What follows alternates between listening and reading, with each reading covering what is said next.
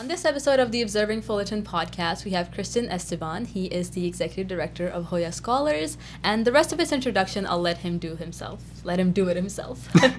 Thank you so much, Urooj, for the Yeah, no invitation. problem. I absolutely love the work that you're doing here on the Fullerton Observer YouTube channel and the podcast and everything. I absolutely love it. Thank you. So I wanted to, like I mentioned to you before, I wanted to introduce myself with a quick anecdote. And not to completely take over the interview at the outset, but I really love sharing this anecdote because it shares a little bit about my personal story as a first-gen student and how that's led to where I am now and the type of work that I get to do every day at JOYA Scholars, working with first-gen students here in and around Fullerton. So and you get to learn a little bit more about where I come from too, which is always kind of nice. Right. So I'm originally from Modesto, Northern California, and I grew up in this wonderful home between orchards on one side and juvenile hall on the other. And on the other side of juvie, there was this huge building, and the sign on the front of the building read MJC, Modesto Junior College. Now, growing up, I had no idea what that building was. I thought it was some sort of like mega high school or something. I had no idea what college was. I would go to the grocery store down the street, and I would see these young adults walking around wearing these sweatshirts with 3 or 4 letters on them, sort of like you now, with UCSB, CSUF, UCLA, and I had no idea what those letters meant.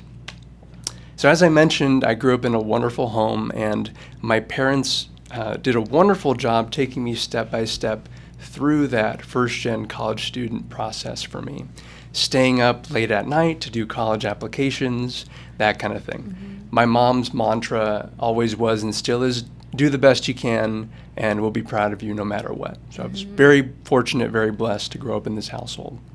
But like many of us, I also had a teacher that was a huge difference maker in my life. And that was my 11th grade history teacher, Mr. Peterson. Shout out to Mr. Peterson. And he taught me 3 things that I think about still 13, 14 years later. I think about them every time I make a decision that has to do with our work at JOYA Scholars. So, Mr. Peterson, he was the kind of teacher that, he would walk in every day wearing a suit and a tie. And he would walk into the front of the classroom to one of the unoccupied desks. He'd turn the desk around. He would sit down in full view of the classroom, and he would just have a conversation with us. He never had a slide deck behind him. He sometimes would have 2 or 3 keywords written on the whiteboard behind him, but for the most part, he just sat down and had a 2-way conversation with us. And he just talked to us. He treated us like peers. He treated us like adults. And he talked to us about everything from the American Revolution to the Civil Rights Movement, everything in between. Right.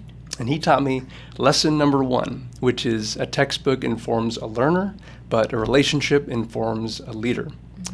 About halfway through the school year, he led us through a conversation on the Holocaust. And the title of his lecture on the Holocaust was not the atrocities of World War II. It was not the final solution. The title of his lecture was Bystanders.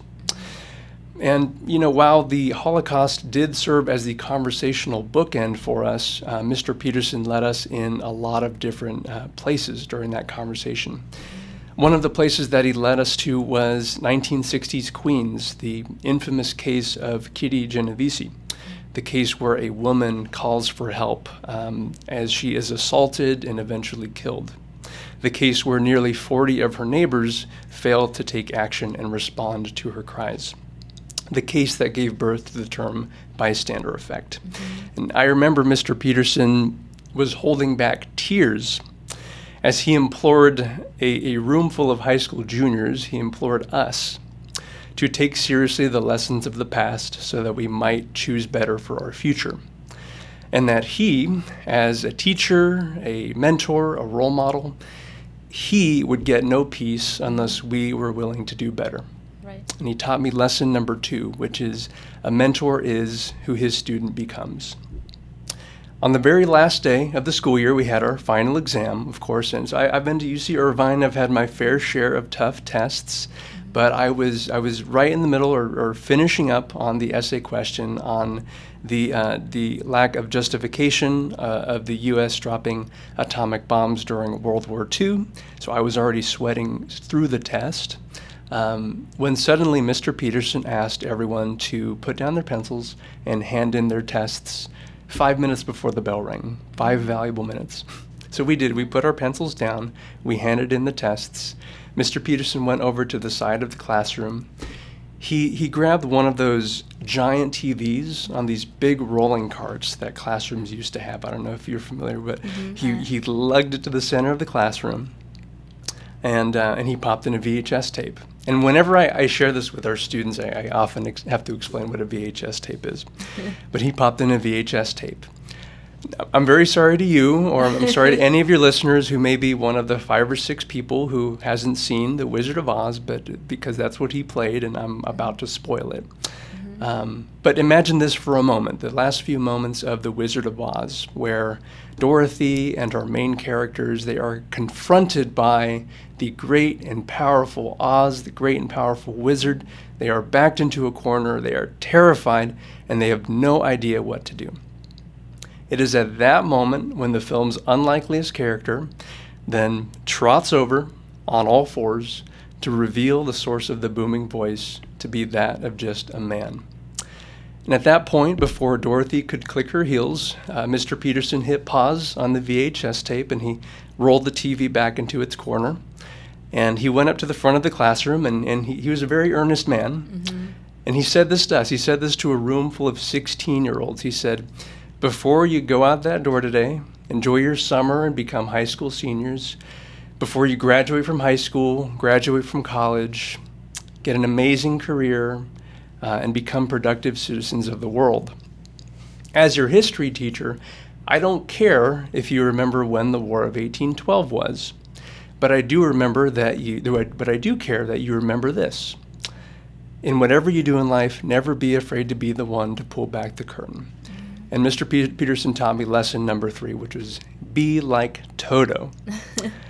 All that to say, JOYA Scholars, we believe every student should have the resources they need to succeed in high school, graduate from college, build a path to a fulfilling career, and become a community leader. I have the pleasure of helping to do this work day in and day out and integrate each of Mr. Peterson's lessons in what we do. So we'll go ahead and we'll continue to jump in, but I wanted to sort of set the stage a little bit for the value. What are the core values and what is the mindset that goes into the work of what we do here at JOYA Scholars? Yeah, thank you so much for that anecdote. As a history major myself and a lover of history myself, I think all of the history teachers of this world, all of the English teachers are really their classrooms are the incubators of leaders. 100%. We owe them a great debt. We do, and they are just the most fantastic mentors that I've ever come to know myself too. So to all of the English and history teachers, this is a shout out to you. Thank you to Mr. Peterson and all of our teachers. And again, sorry for the longest introduction in the history of your show, I think. It's okay. I think there's a time for everything, and this anecdote has kind of helped set a different vibe to our interviews that we've never really had before. So while we're on the topic of history, let's get into the history of JOYA Scholars. When was it started? Who founded it? What does this nonprofit do? Yes, so we were founded in 2009 by Dr. Kevin Doy and Carrie Jew, our 2 co-founders, and Dr. Kevin Doy is the founding pastor of a church here in Fullerton, not far from here, Epic Church. Okay. And JOYA Scholars was formed out of our sister nonprofit, Solidarity. Okay. For 20 years, this year, Solidarity has been working in Fullerton's Garnet and Maple neighborhoods in a very holistic way in terms of youth development, but also faith development and discipleship in the community. A few years into Solidarity's existence, their volunteers got together and surveyed the neighborhoods that they served and discovered that not a single resident could name someone who had gone to college and who had graduated from college. It was there that Dr. Kevin Doy and Carrie Jew pulled together members of the community in a community forum and identified the community need in a lack of education services. And it was at that point that they founded JOYA Scholars. So, as I mentioned a moment ago, I grew up a stone's throw from Modesto Junior College, and our students here in and around Fullerton, they grow up a stone's throw from incredible institutions of higher education, Cal State Fullerton, Fullerton College, and yet they grow up not necessarily believing that those institutions are there for them. So what we get to do through our college readiness program is to bring in the right people to have the right conversations at the right time with our students, and through that work help to rewrite the narrative in their lives and instill that belief that those institutions, as well as all of the amazing things in this life, are in fact there for them. So that's a little bit about where JOYA Scholars was kind of originated from, I would say. And that's a beautiful intention to have, and I think fulfilling a need, finding a need, fulfilling a need in the community, that is one of the best things we can do for our community. So what is your role in JOYA Scholars? How did you first get involved? I'll go with the brief version of this. So I'm so fortunate to be able to serve as the executive director of JOYA Scholars. I first came to JOYA Scholars in 2015, about 7 years ago, as fresh out of UC Irvine, looking for experience serving first-generation students, and in 2015 became a volunteer mentor. And we'll talk a little bit about our mentoring program in a moment. 2 years later, about 5 years ago, I was hired on as our program coordinator, then director, and then almost 4 years ago now, I was brought into the interim executive director role, and then in early 2019 I began serving as the executive director. So in a nutshell, the 4 or 5 different jobs or so that I'm responsible for are our day-to-day operations, our fundraising, our program development, marketing, and our community relations and community partnerships is generally how I would break it down. And probably my favorite part of the job, and this will not be a surprise to our board of directors or our volunteers or anybody who hears this, but program development. My goal coming out of UC Irvine was I wanted to throw on a pair of khakis and tutor and mentor with the students every day after school.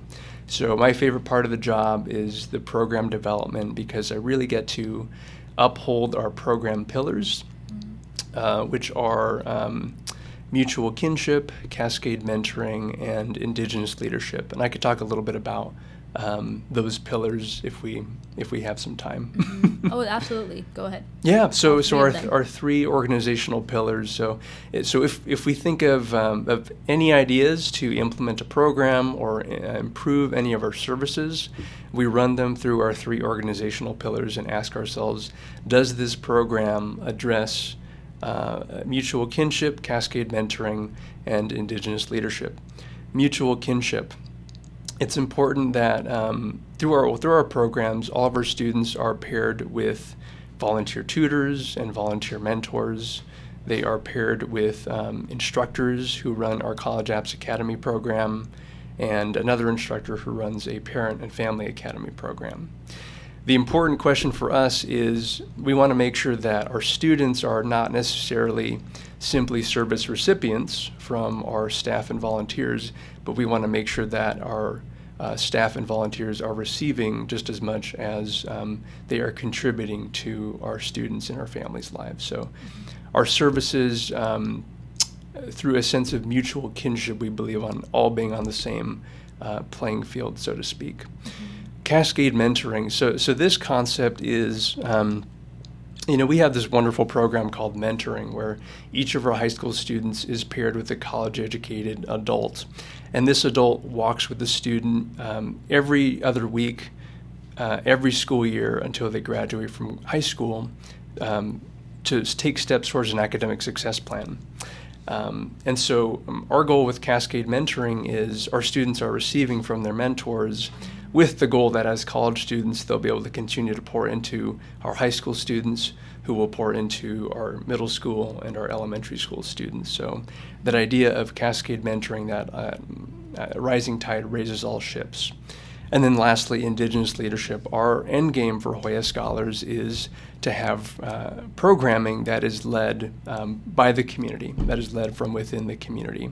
So in each of our 4 main programs, mentoring, tutoring, College Apps Academy, and Parent Academy, our end game for each of those is to ensure that folks, including students and family members from within our communities, they're the ones who are leading the programs. Got it. Wow. So those, mutual kinship, cascade mentoring, and the last one is Indigenous leadership. Yes, those 3 can. It's kind of short term and long term. You're building a community that can lead itself, and that is producing leaders. Because this is an idea that I kind of discussed with Jay Williams, who we had a couple of weeks ago on this show as well, is that yes, you can give money, you can donate a lot, but it's the relationships that the volunteers and the mentors build with these kids throughout the years that get these kids through. That's those are the most valuable. Right. We so this past spring we celebrated our graduating high school class, and this year we celebrated 12 high schoolers graduating from our programs in the Garnet and Maple communities. And so one of our students, her name is Angela, graduated from El Dorado High School.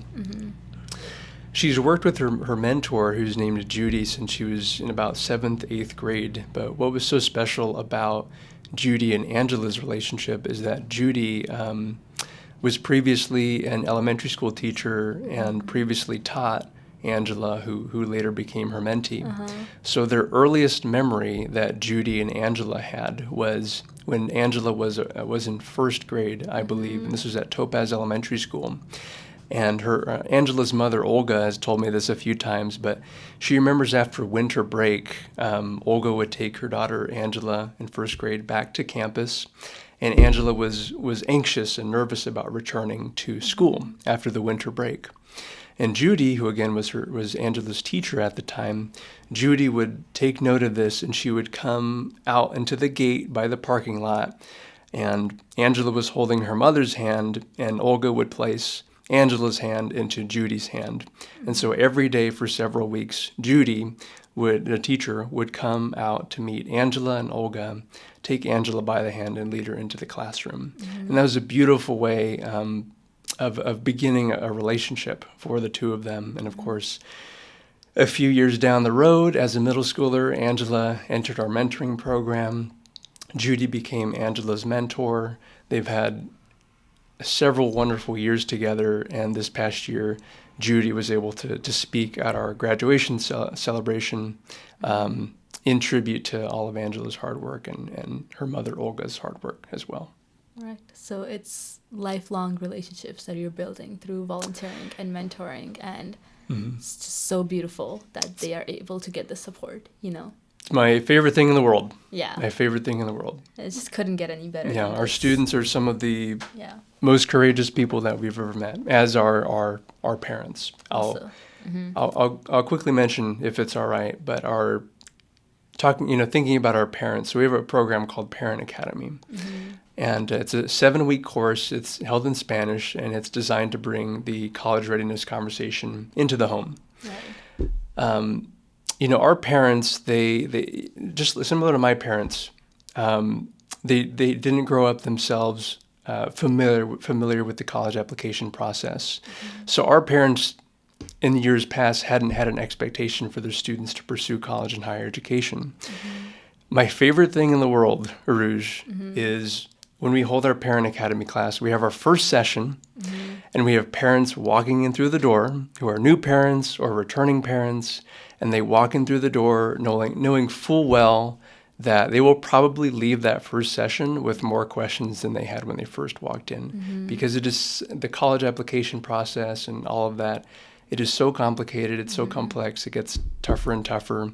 Right. And our parents are so courageous for taking that on, but they take that on knowing full well that they'll graduate from that 7th and final class having all of their questions answered. And so I absolutely am so grateful for our parents and their huge involvement in their students' lives and also in our program. Right, because being first gen means, the parents are actually sometimes trying harder than the students because they may have not had those experiences, but for them to learn it's pretty complicated. It's a family to get affair. into both. Yes, Yeah, absolutely. You're learning so much, Yeah. And to do it for your kid and try to put them through college. I think JOYA Scholars' contribution to this process on both ends, parents, teachers, volunteers, mentors, as well as the students, that is truly incredible. The two biggest factors that we've seen in students' ability to succeed in our college readiness program has been students' intrinsic motivation to commit to the program and parent involvement. And that's not going to surprise anyone. Of course. But far more important than any student's aptitude or any student's ability to achieve a certain GPA is their intrinsic motivation combined with high parent engagement. Understood. So definitely shout out to all the parents and all those self-motivated students. Of our Garnet and Maple Mamas. Yeah, thank you. And all of our parents. All of our parents. So perhaps this might be a slightly more negative topic, but I do want to discuss the past 2 years. They have been tough on the whole world. So I make sure to ask this question to everyone that I see. How has the pandemic affected you and your organization? What changes have you seen? So I think it was a Wednesday, March 11th of 2020. It was after school. I was at El Dorado High School, and I was sitting with one of our students who was a senior at that time. Her name is Maggie. And hey, Maggie, she goes to IVC now. And we were sitting in a computer lab in a bay. We were having Chick-fil-A, and we were putting together some videos for JOYA with their students. And the news came up from the WHO, that declared a global pandemic. And I remember those first 2 months were incredibly difficult for everyone involved. In our community, the vast majority of our residents have what are traditionally known as blue-collar jobs, many retail, many in food service, many in cleaning homes. And so very quickly, there became a gap in resources for extending through our entire community. We were very fortunate that we were able to join forces with nonprofits like Solidarity and with about half a dozen local churches in our community to set up a mobile food pantry for our Garnet and Maple neighborhoods that was able to, I believe in 3 months, with no prior experience in disaster response, but in 3 months we were able to, through our partnerships, contribute over $80,000 worth of essential goods and food to over 500 of our Garnet and Maple neighborhood families. So being able to secure our families in that way and close that gap of resources was it was a fantastic journey in not in a positive sense, but in a sense that everyone is caught so off guard, and that the community came together like I've never experienced before, and it was awe-inspiring. Awe-inspiring is what it was, and so we're grateful for partners and folks like over at the Fullerton Collaborative and Pathways of Hope who are able to connect our families with essential services and goods, as well as rental assistance and those kinds of things. We did transition our programs to virtual, and I remember it was about 2 weeks before the virtual graduations for our students in 2020. And I was having a really hard time coming to terms with the fact that they weren't going to be able to celebrate in the way that we would have wanted to celebrate them, or that their schools would have been able to celebrate them. And, we were a couple of weeks away from our annual event that we have at JOYA. And as part of that annual event, we typically go to our high school seniors and we ask them for a favorite quote that we can share with our community while we're recognizing them for their graduation and high school achievements. And I was at this low point in late April, early May in 2020. And I remember I was looking through these quotes that these seniors had sent to us in February of that year, and this was pre-COVID. And I wrote a couple of them down because I wanted to share them. One of the quotes was from our seniors was, "How we deal with tragedy defines who we are."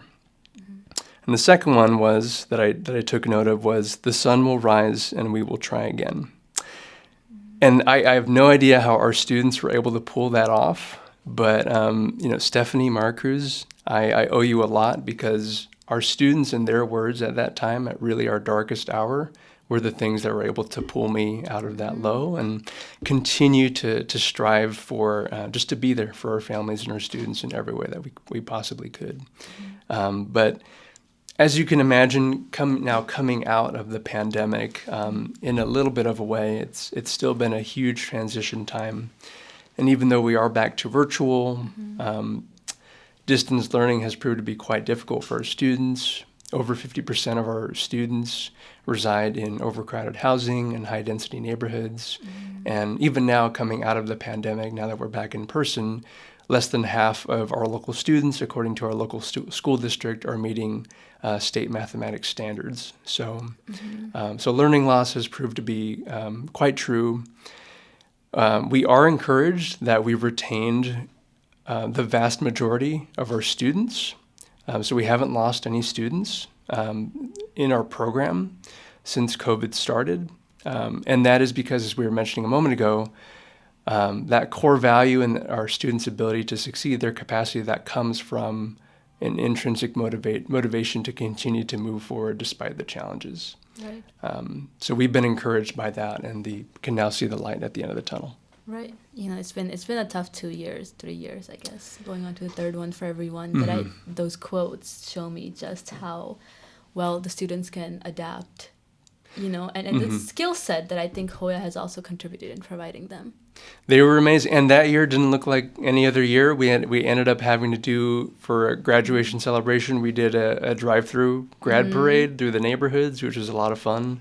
And it was actually very cool to see our graduates dressed in their caps and gowns on their street corners and seeing our neighbors come out onto the streets and saying, "What's going on?" There's this cavalry of cars and there's this weird guy, me, who's in the head car screaming through a megaphone, celebrating these students in our neighborhood. And it's a very cool way to be able to acknowledge our students and hopefully not embarrass them in front of a lot of their neighbors and friends and local residents. So, Christian, you also serve on the boards of OC Nonprofit Professionals Network, the Fullerton Collaborative, Rotary Club of Fullerton. It's a lot of hats you're wearing. What kind of work do these organizations do, and what do you do on the boards? Yeah, so I have the pleasure of being on those 3 boards right now. It's really been able to help me fill my time. Right. A lot of just volunteer work with these 3 organizations that I believe in so dearly. I recently came off the board of the Rotary Club of Fullerton. I was there for 2 years, and I served as the chair of the youth programming. Essentially, the Rotary Club of Fullerton, our Fullerton Club has been around for, I think, 100 years this year, is our centennial. And the Rotary Club of Fullerton is dedicated to just supporting youth in need, supporting youth to be able to help grant access to better services in the community. So I've had the pleasure of being the front person to be able to deliver a lot of their programs, which is really wonderful because it naturally fits into a lot of the day in and day out work that I have at JOYA Scholars. So they do a lot of work in high schools and colleges, service clubs, leadership retreats, that kind of thing. So our Rotary Club really is wonderful in that regard. For the last 2 or 3 years, I've also been on the board of the Fullerton Collaborative, which you've had a few folks from the Collaborative on your show, and they're all wonderful. The Fullerton when you walk into a Fullerton Collaborative general meeting, it's essentially like all the most amazing people in the Fullerton nonprofit community wrapped into one room, which is so exciting to be a part of. I'm the co-chair, I should say, of a subcommittee called the Next Gen Youth Empowerment Subcommittee. And generally what that is it's not necessarily direct programming with the youth in our community, but it's programming with our nonprofit leaders in the community. So we were talking a little bit before, actually off air, about creating spaces for rest and spaces to be able to step away, to be able to come back into their work and be refreshed. So one of my favorite things to do is every other month we have this electric nonprofit roundtable where we get youth-serving nonprofit leaders from around the community. We all get together and we just get a chance to debrief on what's happening in the city on that level, what's happening in the sector, what's happening boots on the ground, what are we seeing in our communities, and how can we best leverage one another's resources so that we're not reinventing the wheel and can raise all of our community up through our services as a collective. And then finally, for the last 2.5 years, I've been on the board also of the OC Nonprofit Professionals Network. Okay. This is a community that's been around for about 10 years, but after the pandemic hit, we relaunched our organization. And essentially, it's in the name, it's a network for nonprofit professionals. I am the chair of the storytelling committee, and my job, and this is why I love what you do so much, my job is to identify stories from nonprofit professionals and help nonprofit professionals have their stories elevated in our community. So I get to tell the stories of our nonprofit professionals. Does that sound familiar? Yeah. Which is really awesome. Rings a bell somewhere. Last week we had a storytelling workshop where for 3 hours we jumped in. We had nonprofit professionals come in, and I helped run this workshop.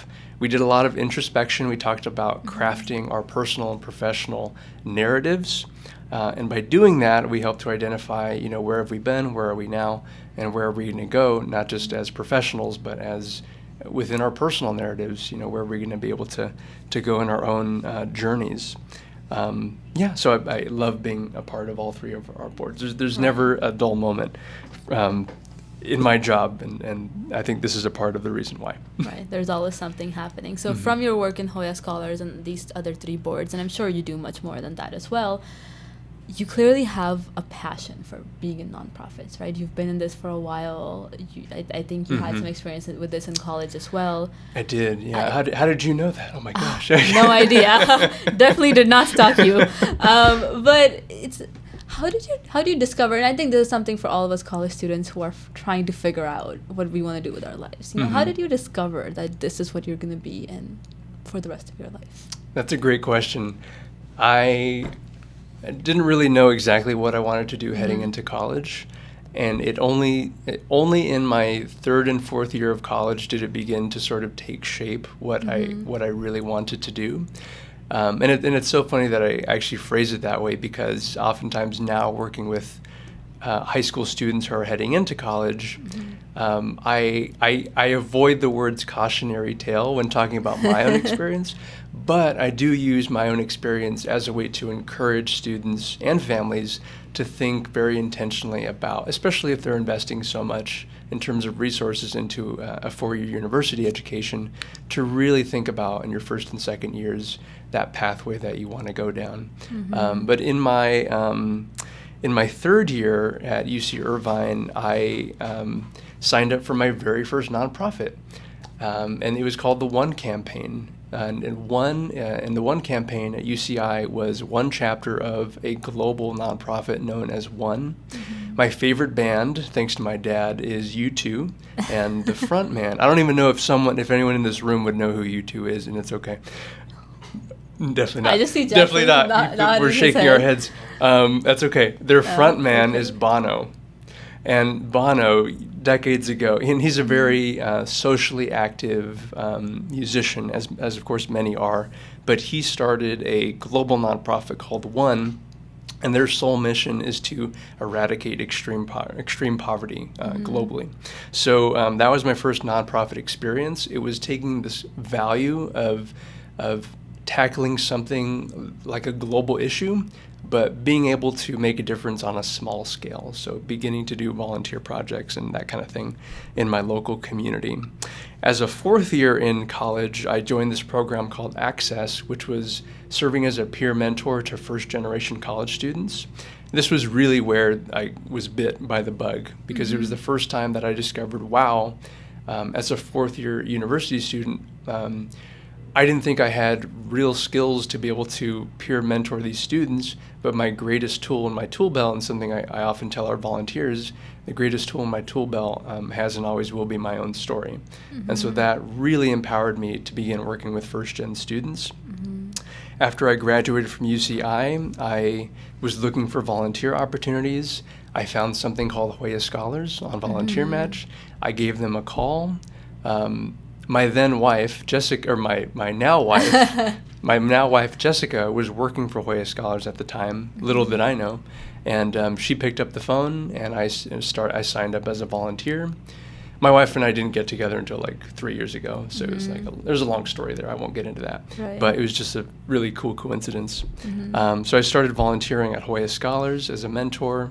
I signed up as a volunteer at an elementary school in Tustin, and the leader of that elementary school program in Tustin was an AmeriCorps member, I learned, with 10C, which is a Santa Ana nonprofit that accelerates nonprofit success.